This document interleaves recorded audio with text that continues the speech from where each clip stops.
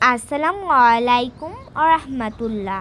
আমি রাইয়া। বন্ধুরা, তোমরা কেমন আছো? আজকে আমি তোমাদেরকে কবি সুকুমার বড়ুয়ার একটি মজার কবিতা শোনাবো।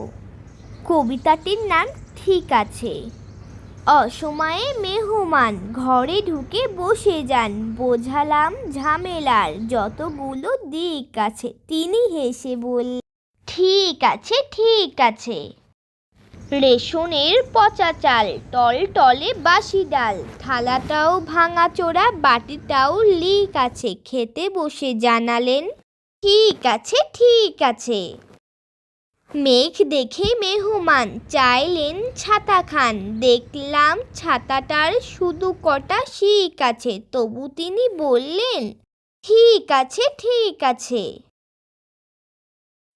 ধন্যবাদ। আসসালামু আলাইকুম আচ্ছা ঠিক আছে। ঠিক আছে।